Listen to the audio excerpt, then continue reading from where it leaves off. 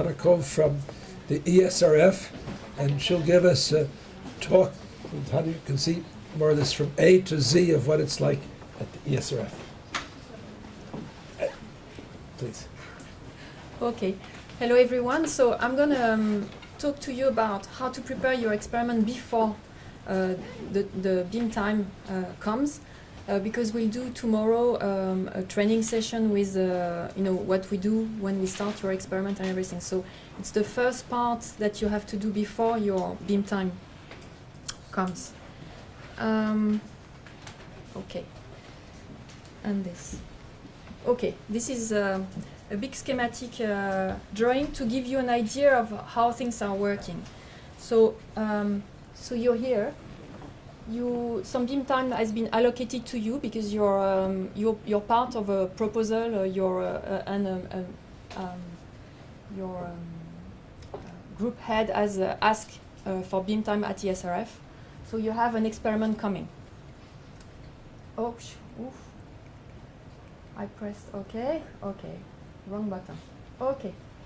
So you have an experiment. This is going through the user portal, which is called SMIS. You will hear about this several times today. So in this user portal, you declare all the safety related to your experiment. So you have to declare the proteins that you will bring. You will declare the proteins that you will bring on site, not the samples at this level, but the proteins themselves, for the safety to validate and for you to be able to bring them on site. You will also declare all the information related to your experiment. So this will be the main proposer of the experiment who will do this for you, but you will have to do you will have to go through some safety and so on yourself. So what I'm going to show you today is what you will have to do as a user, not as a main proposer, because somebody else will do this for you. And so all this is going through this user portal, SMIS, which is related to a database. So every information is stored in a database. And then during your experiment, you will be using MXCube, which drives the beamline. But this is also talking to another database, which is called iSPY-B. And the more recent version of it is called EXE, Extended iSPY-B. And all these databases are talking with each other. So basically, when you enter a new safety shift for protein in the SMIS portal, then it will be stored in iSPY-B. And then from iSPY-B, you will be able to declare the samples you are bringing. So you will be able to prepare your shipment and declare, OK, in position 5 or my puck 27, I've put this particular sample related to this particular protein. And of course, MXCube also is talking to this database. So every time you do an experiment, you start a collect, then all the metadata related to this experiment is stored as well in this database. So, and this has a web page where you can log in from anywhere, and you can view all the results of your experiment, so all the metadata related to your experiments. So it's also linked with all the auto-processing pipelines. Voilà. OK, so what you have to do as a user is first to do some safety training under the SMIS portal. You have to declare the new sample sheets for your proteins in this portal. And you have to also validate a user and declaration form. We will go through this. And you have also, once all this is done, you will have to submit information to prepare your experiment, submit information about the samples themselves. So where are my crystals, what protein they are related to, into iSPY-B. So it's a second login. And you will all be able to access to the experiment reports from the same iSPY-B database. And a third thing I wanted to talk to you about is that through iSPY-B, you also can track your samples. And this is a very useful tool. So basically, when your shipment is ready with your samples inside, you can declare it associated to a session in iSPY-B. And then you will be able to print out labels from iSpy-B that you can stick on the dware. And then what happens is that you are always following what's happening with your dware with time. When it arrives on site, you receive an email, etc. When it leaves site, it's also you receive also a notification. Okay, just one last thing, and because I know it's confusing for the users. In Smith, you log in with your personal login, so with your name. Whereas in iSpy-B, you log in with your proposal login. So it will be the experiment number. And tomorrow we will use MX415, which is a test proposal. Just, it's not to confuse you, but just for information, we are going now through shutdown, thank you, at the end of the year. And when we will reopen in 2020, we hope that we can restart with individual accounts everywhere. So that means you will log in at the Beamline with your personal account as well, and as well as in iSpy-B. It will be less confusing as it is today, hopefully.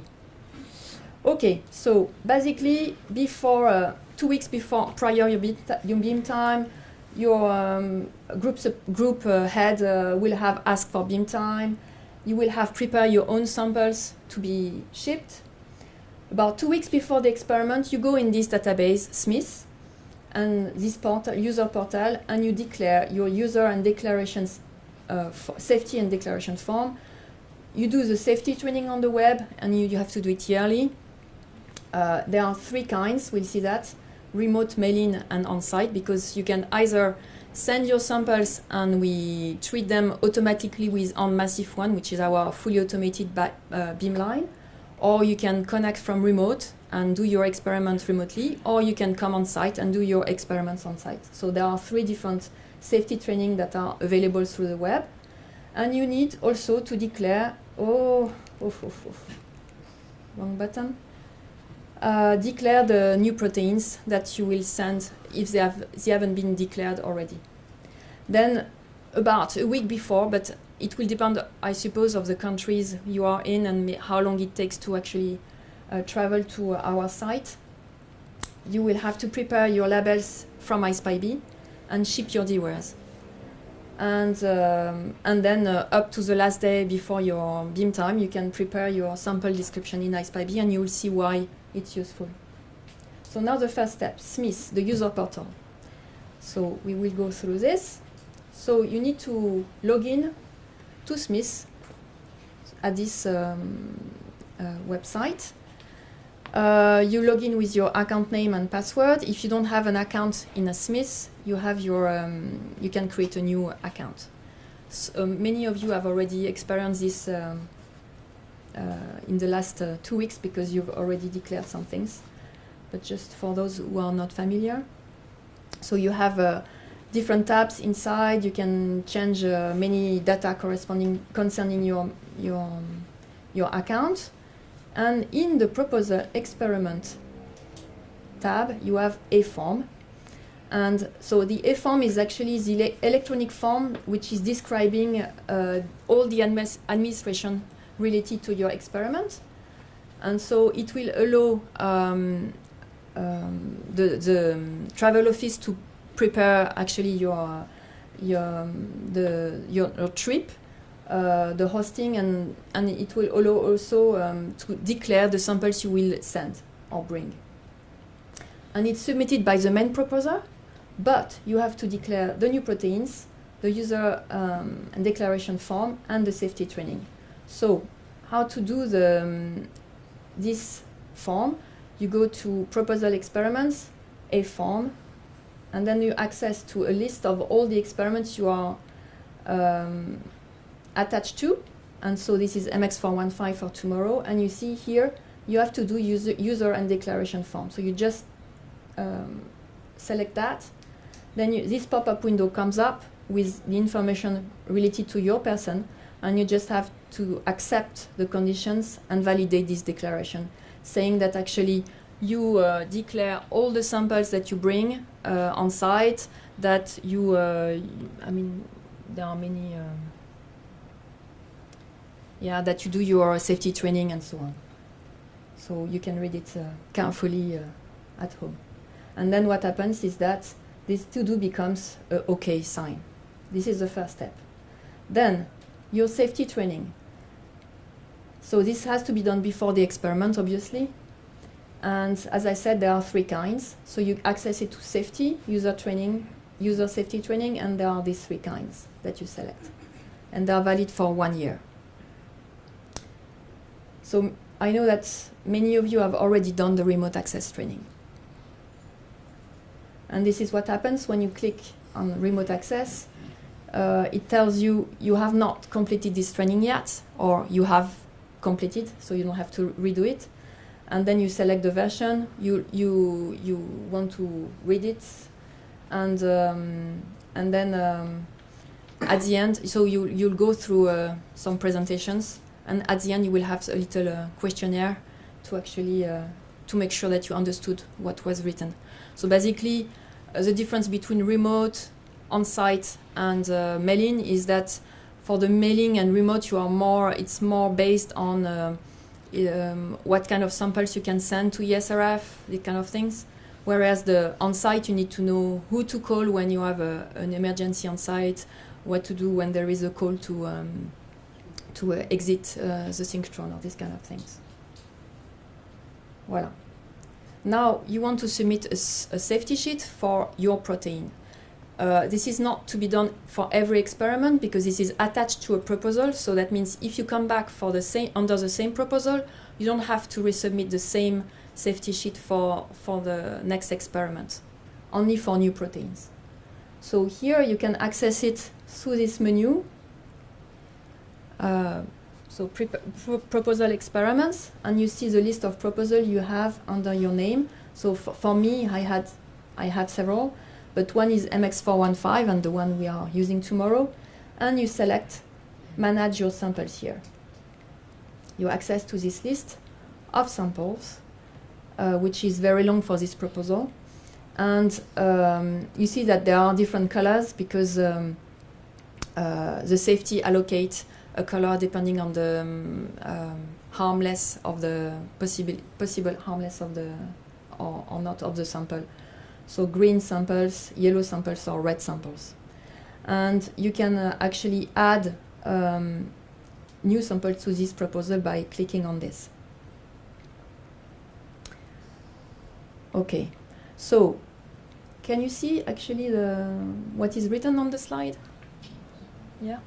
So you have three tabs to fill in. The first one is to describe the sample. So you need to declare what it is, what family, what the name of the sample. Then they ask you for sample acronym that will be used during your experiment. So give something which is meaningful to you. Then most of the time you will bring crystals in your case. So you select crystals, and most of the time it will be biological samples, I guess. So then if you select biological, this comes up, and you have to fill in the source of origin and the class of risk. So basically, if this biological agent is unlikely to cause human disease, or if it can cause human disease, so depending on the protein you are bringing. And then you can also mention that if it's a recombinant protein, so then this section appears if you say it's a recombinant protein, and you are asked to fill in expression host and again the type of class. Okay, if you have special recommendations for the manipulation at ESRF, then you can mention it there. Then the second tab here is how we handle your sample. So usually it's in a frozen loop, and you can mention also if there are particular chemicals inside your sample. What else? And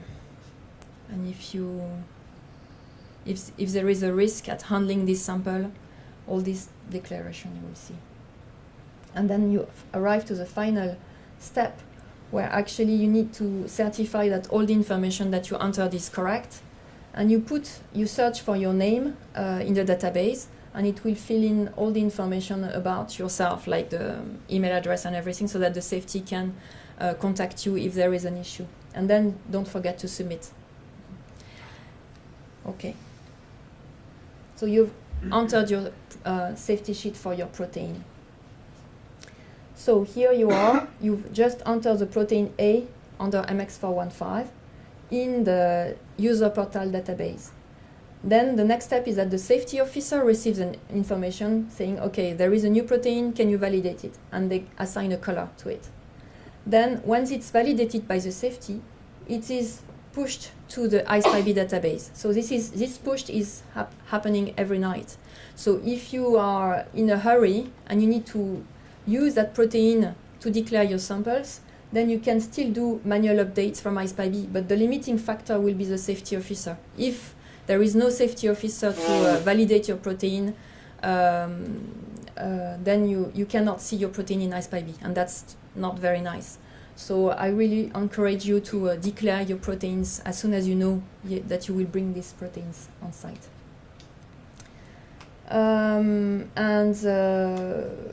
So then what you have to do is to inform the main proposer for that proposal that you will bring this protein, because he needs to declare it on the A form. You need to print the labels for the shipping, and then describe the samples in iSpy-B.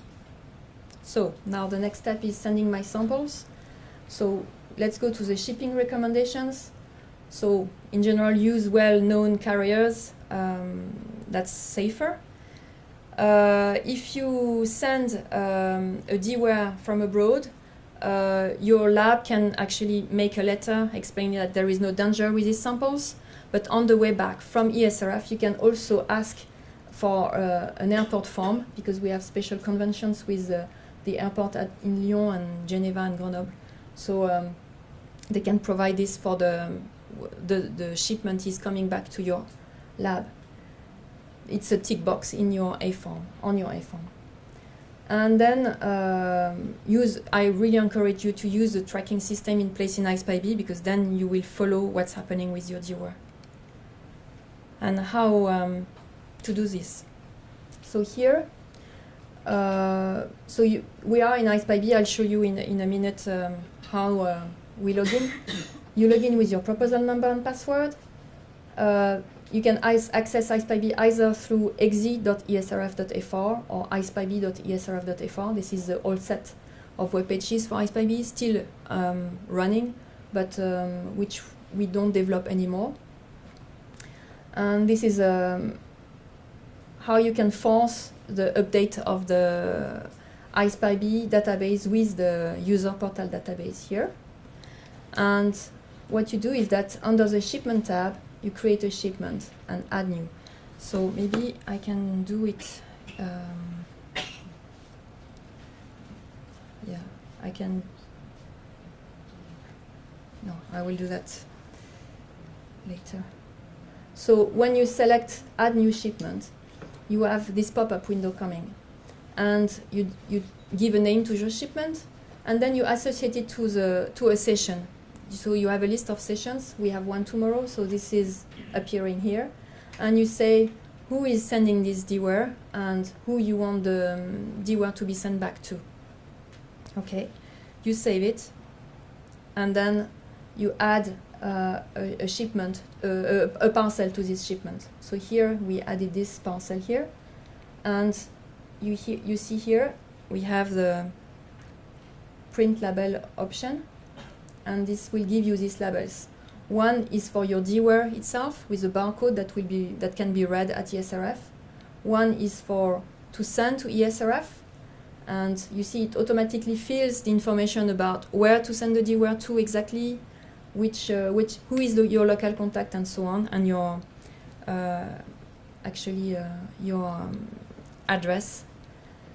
And you can also have the third page. That I encourage you to print it as well and put it inside the DWare, so that your local contact will be able to put it on the DWare on the way back. So that means the label will be, the barcode will be read, and you will receive an email when the DWare leaves ESRF. So why do you want then to describe my samples in ISPyB and how you do this? So we've seen that the proteins are coming from the safety sheets with an acronym. And now you can create DWAREs, PUCs, and samples attached to this protein from ISPyB. And why? First, it will help you during your experiment because it allows you to locate easily where the samples are in a sample changer. We'll see that. And it automatically allows you to create subdirectories and image prefix during your experiment. So that's very useful not to mix up samples in the course of your experiment. And another thing which is very interesting is that in the ISPyB database, you can track experiments which are attached to a particular protein. So if you say, okay, I want to see what I've done on this particular protein over the last year, then you will see all the data collection and all the results attached to this protein. So if you don't describe this protein in ISPyB, if you don't use this path, then you will have individual samples which will not be related to each other, as if you were attaching them to a protein. Okay, so there are different ways to actually describe your samples in ISPyB. You can use on the old ISPyB interface, you can use an Excel template, Excel sheet. You can CSV upload also your data. You can describe your samples online, and you can use a web service that's from your LIMS system to ISPyB. This is still in production. And on the XD interface, we remove the Excel sheet because it's pretty difficult to maintain.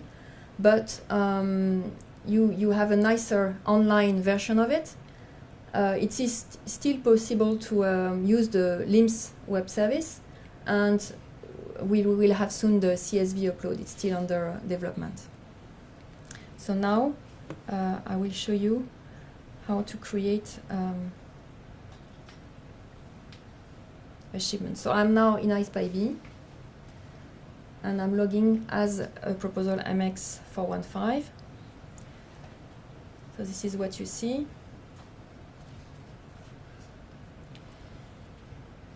Okay, so I create a shipment, as I said, add new.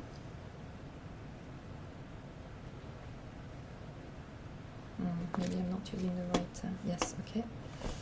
So let's call it test. So session. So we have two sessions to come. One is the 15th of May, tomorrow, on ID 29.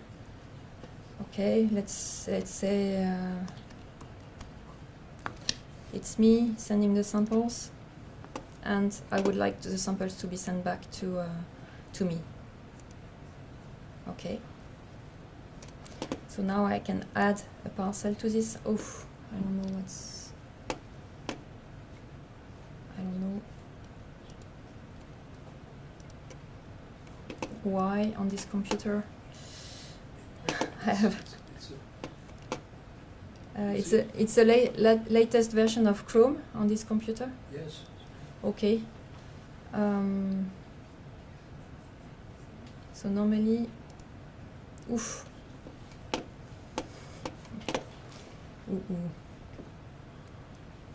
Alors.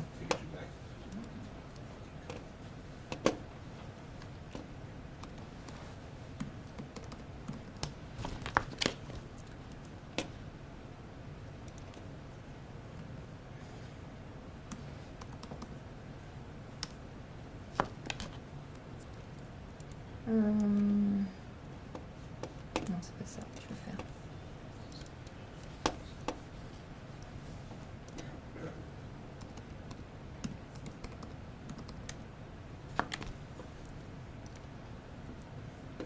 Okay.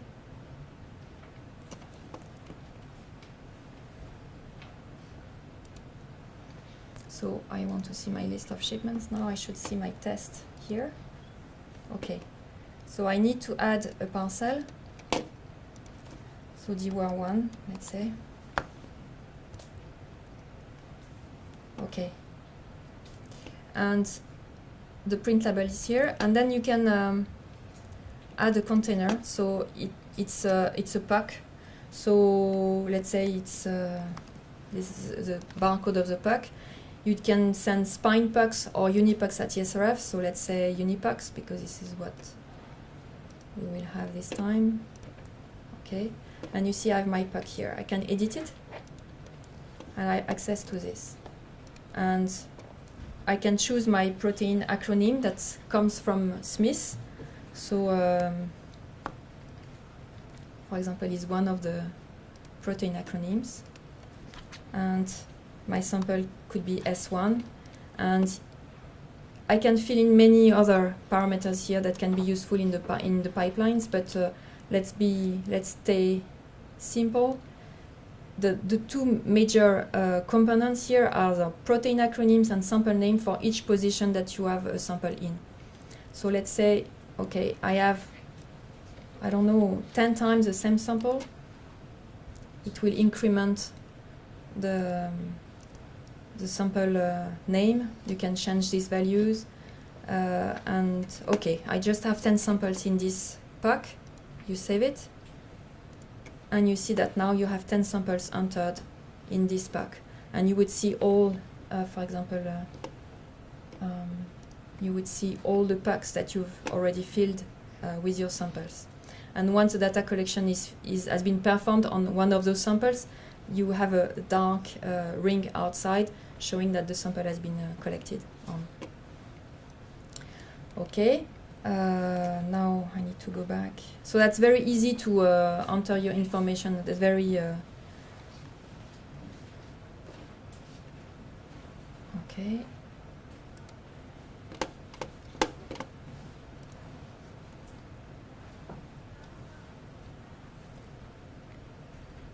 Well, this is what I just showed you. The next step is actually to describe where you will put your basket in the sample changer.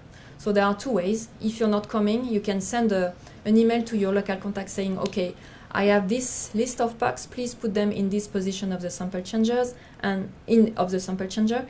And in IcePyB, you can prepare all these things before the experiment, so that when you start your experiment, you just have to synchronize in MXCube and you see the whole list of samples in MXCube. Another way is if you're not well organized, you can ask your local contact where the positions are on the D-Day, and then you fill in this information into IcePyB on the D-Day. And here you see that these are the pucks that I selected to be mounted on the beamline, and you say where they are, on which beamline they are, and then you allocate a position. So obviously here at ESRF we have many high capacity dewars allowing to accommodate spine packs and unipacks. So cell 1, 3, 5, 7 are for spine packs. You see that there are only 10 samples in these packs, and cell 2, 4, 6, 8 are unipacks cells. So if you select a unipack, I think this was a unipack. Yeah, no. Yeah, it's a unipack which is selected here. So you can only put this pack onto the cells where there are unipacks, and you just select. You just click on where you put it. So once you've done this, you can run your experiment. So how do you run your experiment? Today we are in a situation where we are gradually moving to MXCube 3. This is the beamline control software at ESRF. It's a collaboration with many synchrotrons in Europe, so you will see this also in other European synchrotrons. Why we are migrating to this MXCube 3? We are at the moment with MXCube 2 on most of the beamlines. Only 2 have MXCube 3. It's ID29 and ID23-2. Why? Because it's a control software which is on the web directly. So you have to open a browser and you put the right pass and you log in as your proposal and you have access directly to it. You don't have to go through NX. So that will facilitate a lot remote access. It's also a way to keep up with the new instrument integration, and it improves also the user experience. You will see that you can rotate your sample with control keys. It's much easier, and the interface is not too complex, because the idea is that you basically have two main tabs. One is the sample overview and one is a data collection view. So here we are in the data collection view with the raster, as we saw from APS earlier on.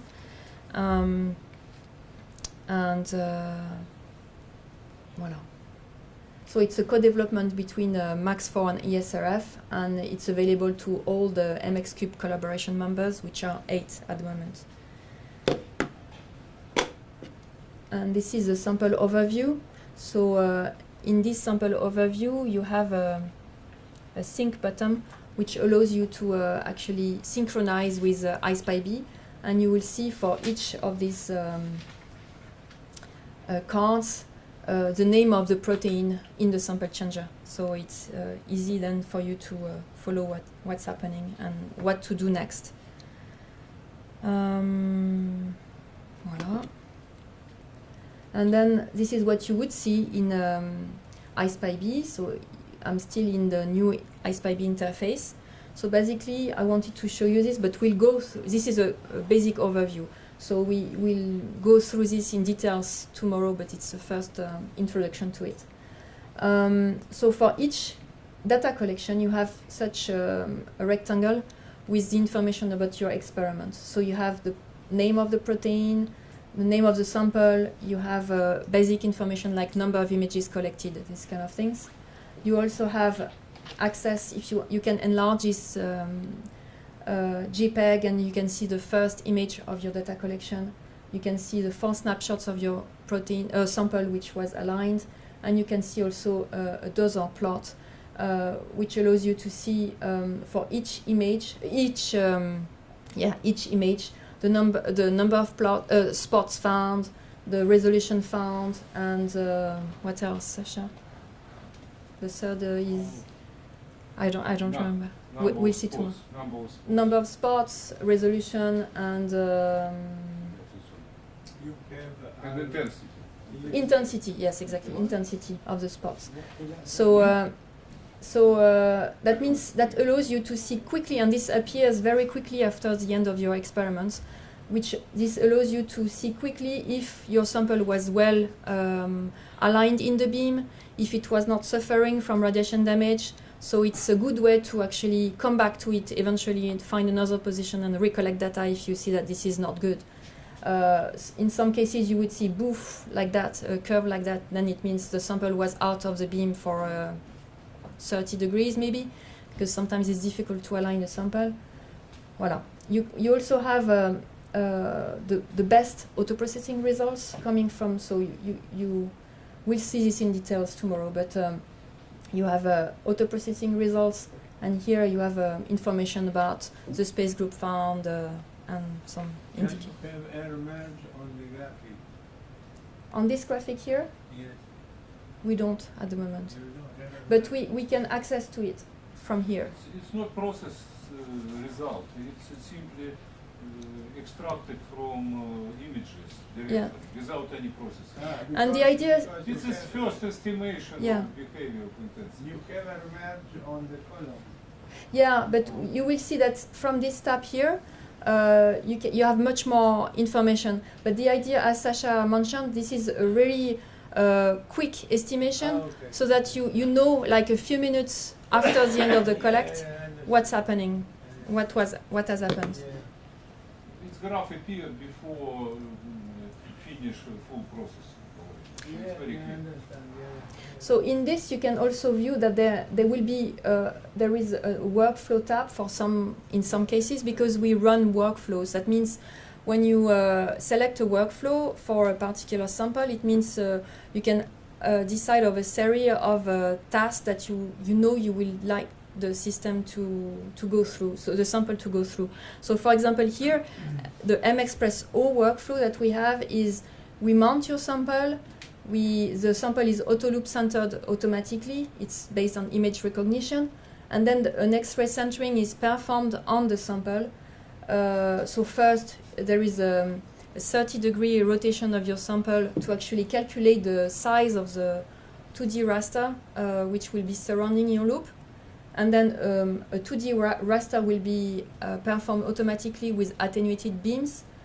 And then when the good position will be found, the sample will be centered there, this position will be centered in the beam, and then the sample will be turned 90 degrees, and a vertical line scan will be performed, so to actually find the best position in the other direction. So then you have your sample, the sample aligned in 3 directions. And then for this particular workflow, we collect 180 degrees on this position at 2 angstrom unless you provide another resolution in iSpy-B. And this is taking into account the measured flux to calculate the exposition of the sample at that moment. So this is what you would see if you select this tab here. You would see all the images to actually calculate the 2D raster around the loop. Then you can view the results of the 2D raster with the best image found. And then the vertical light scan, so we are out of the samples, we are in the samples, and we are out. So now your sample is aligned.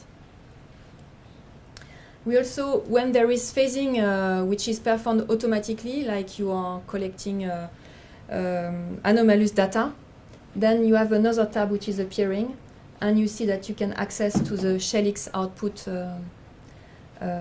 graphs. You can also view your 3D map and a PDB model. So to conclude, before I forget, it's very important at ESRF that you don't use any pins which are not spine compliant, because these are this kind of pins. You cannot bring these pins here at ESRF, and I explain you why. It's because the Unipack gripper is going inside the groove of the pin, so it will not enter in the groove. There is no groove here on the left, so you need to have this groove inside here.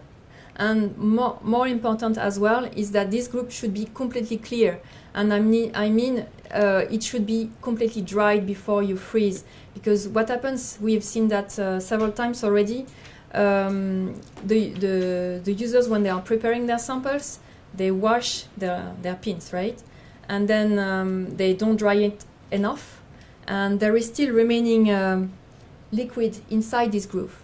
And what happens is that upon freezing, this remaining liquid becomes ice, so it's something hard at the bottom. So when the gripper comes and go inside the groove, then it just collide.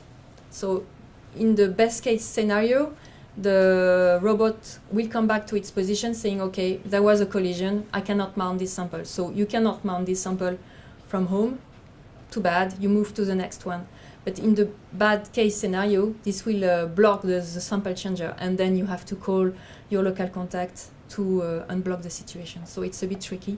So to be safe, just remember to use these spine pins and to dry them before you use them. Voila. And of course, there are many people involved in this beamline developments.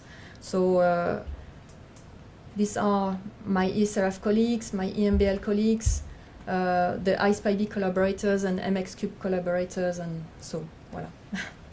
If you have questions, I'm here for the next 3 days.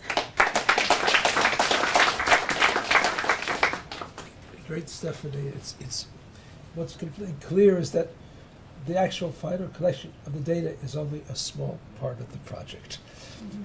Questions? So you did not mention the pin barcode. Yes. So it's not obligatory to use the pin barcode. At the moment, we don't read them You don't read automatically. No, we don't read them automatically.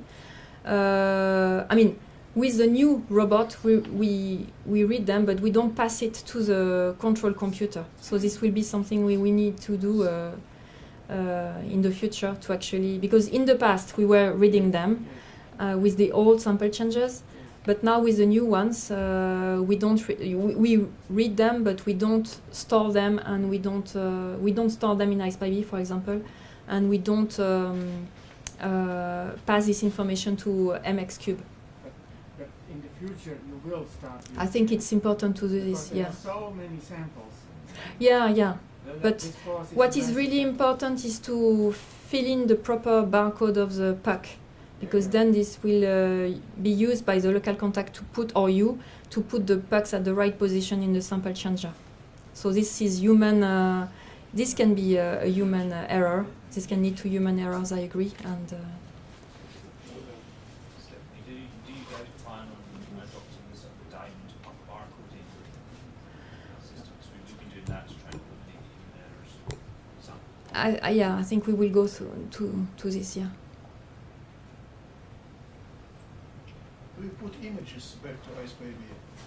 You mean raw images? Raw images or metadata on raw images? Yes, we don't put raw images into IcePyB, but we do, for example, you can view in IcePyB, you can get the MTZ, you can get so all the auto processing Right. data, and you can also get the JPEGs of the images of the first image. Okay. Is it possible to offload this data programmatically, not through the web interface from IcePyB?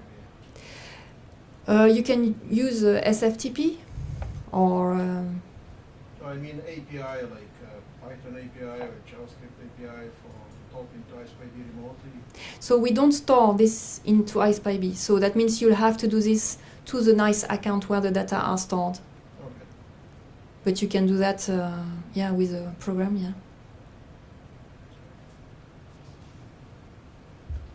And there will be also, we discussed that briefly before, we are using ICAT as well, and so it will be, we haven't plugged it, we don't have a direct access to ICAT for the users at the moment, but this will be also a possibility to get to the data.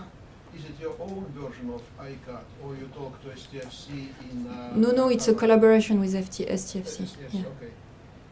But we have a data policy manager at ESRF now, Yeah. and he's deployed this on the beamline, so gradually on all beamlines. Okay. We have only one person, so Yeah, it by the way, takes some time. a stupid question. On your declaration form, why do you need data of birth and place of birth for that declaration? I'm not in the administration, but it's maybe because we have the neutron reactor on site. So I suppose you cannot answer, but for remote access, I would say maybe it's not that crucial, I guess. But this is the system, how it's set up, because actually initially all users were coming on site, so you needed to have all this information to actually enter the guards Yeah, but you are on logged site. in when you complete the declaration form. You are logged in already, so this information is supposed to be in your account already before you give in a login. Sorry? When you sign your declaration form, submit the declaration Yes. form, you're already logged in as a user, is it not? Yes. So that information like date of birth and place of birth should be in It your is. log- It is filled but you ask automatic. But you ask it again. No, you ask to actually validate that this information is correct. But you are logged in, so you're validated as a user when you're logged in. So you're talking Okay. about. No, it's fine. Sorry, It's a stupid it's. conversation. I apologize to everybody. So are you talking about this here, this declaration form here? Yes. In the end of it, you have place of birth and date of birth. And how it complies with the recent European Directive on Personal Information and so on. Place of birth, date of birth. This is automatically filled when you log in. You just have to tick here and validate this declaration. So basically, it's to make sure that this is correct and you haven't forgotten that you have changed nationality in the in the meantime. That's all. Okay, So it's already filled. But I think initially this was all this is because of the reactor on site and for on-site people coming to visit us. And this is the same database, so we don't differentiate. Can we do a reprocessing of the data after auto-processing? Yes, you can do reprocessing, but this data. Like with less number of images, like we do with 2,000 images first, and we don't like the result. You mean from iSpy-B? Yeah. We don't do this for the moment. This is what we want to do. We don't do it for the moment. We don't provide this, but we will do. But you can download the data. Yeah, but I suppose you wanted to have access to the data, the MTZ, and reprocess. You know, with a different space group or with cutting some. Number of images. Yeah, or the resolution, or merging data sets, or especially when you have small crystals, you might want to merge several data sets. We don't provide this, but this is in the air. It's just that we lack manpower, as everywhere else, I guess. Okay. You have another question? How long do you keep the data? It depends what data. So the metadata, we keep it forever, for the moment, For the raw data? in iSpy-B. And the raw data, we keep them for 3 months in average in your proposal account on NICE. And then we have them on backup for another 6 months to 1 year. And I don't know, it depends on the kind of users you are. And where you can contact your local contact if you lost data from less than 1 year ago, and he will get the IT people to actually put back the whole session on disk for you. And also now with ICAT, there will be access to this data forever. But this is still emerging, so I don't know exactly how it's done.